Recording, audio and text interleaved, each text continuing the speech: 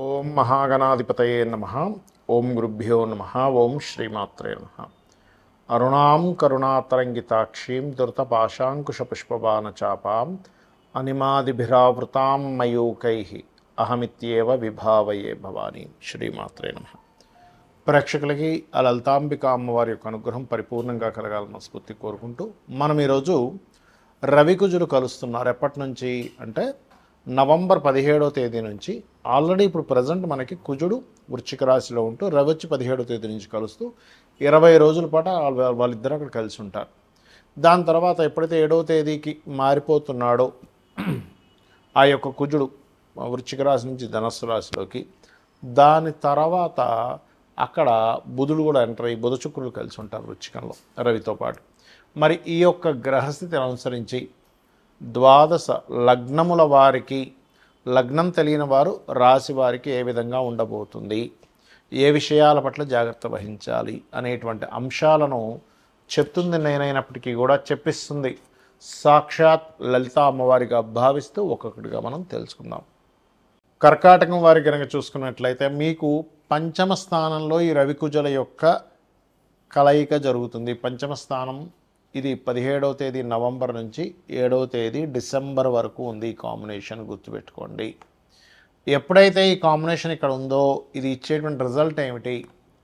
పంచమం అనేటువంటిది స్నేహితుల్ని, లవ్ అంటే మనకి ఎవరైనా ఇష్టం ఉంటే వారిని, సంతానాన్ని, షేర్ మార్కెట్ రిలేటెడ్ సంబంధించినటువంటి అంశాన్ని, రాజకీయ విషయాలని చెప్తుంది. అంటే కొంత స్నేహితులతో కొంత గొడవలు, ఇష్టపడిన వారితో గొడవలు, సంతానంతో కొంతవరకు సంతానం మూలంగా కొంత స్ట్రెస్ అవ్వడం, అలాగే షేర్ మార్కెట్లో కొంత అగ్రెసివ్ ట్రేడ్ చేయకూడదు అనేటువంటిది మీకు గ్రహస్థితి చెప్తుంది. రాజకీయంగా మాత్రం కొంత బాగుంటుందని చెప్పొచ్చు. కొంత కొత్త అవకాశాలు రావడం లాంటివి బాగుంటాయి. అయితే ఇక్కడ ఎప్పుడైతే శుక్రుడు బుధుడు మరలా 7 డిసెంబర్ నుంచి కలిసి ఉంటున్నారు, వాళ్ళు ఒక 15-20 డేస్ పాటు ఉంటారు వాళ్ళు.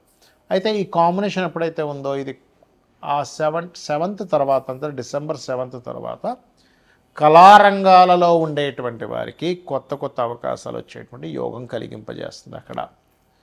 అలాగే మెడికల్ రంగాల వారికి కూడా మంచిదే. పంచమ స్థానంలో రవి కుజులు ఉన్నందుకు రాజకీయ నాయకులకి కొంత రాజకీయపరమైనటువంటి స్టఫెస్ట్ కాంపిటీషన్ రావడం, కొంచెం దానివల్ల కొంతవరకు స్ట్రెస్ అయినప్పటికీ గెలుపు పొందడం అనేటువంటిది ఉంటుంది కర్కాటకం వారికి.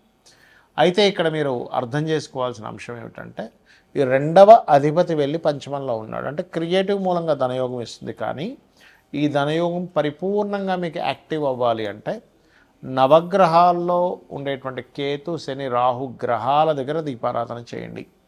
ఇక్కడ ఎందుకంటే ఈ రాహుకేతువులు కేంద్రాల్లో ఉంటున్నారు రవికుజులకి.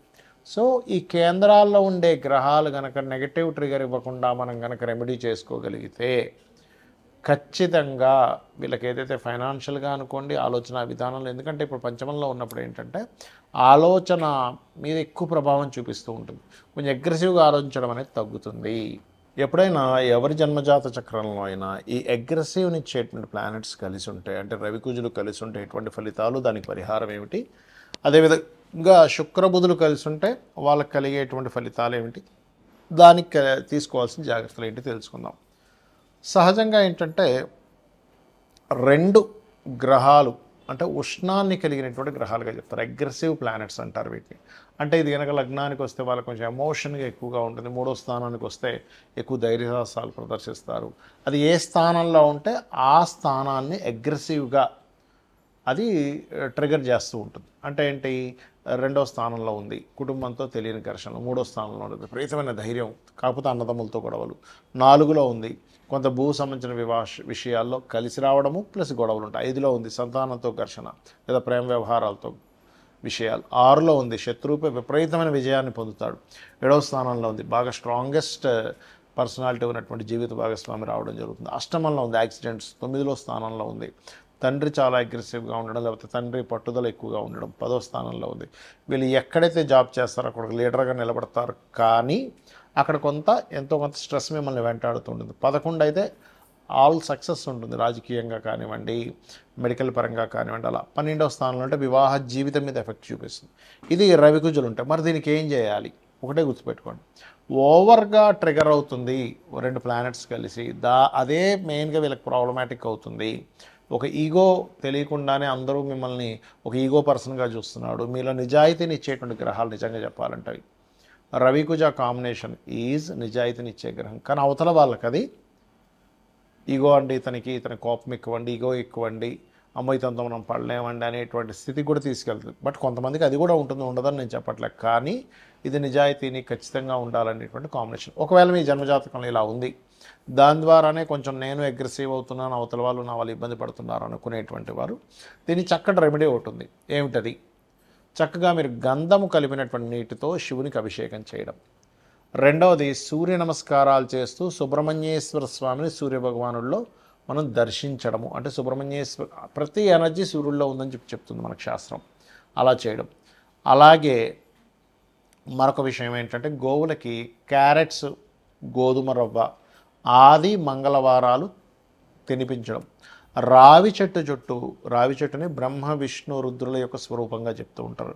వాటి కిందనే సర్పాలు ఉంటాయి మనకి ప్రతిష్ఠ చేసినవి.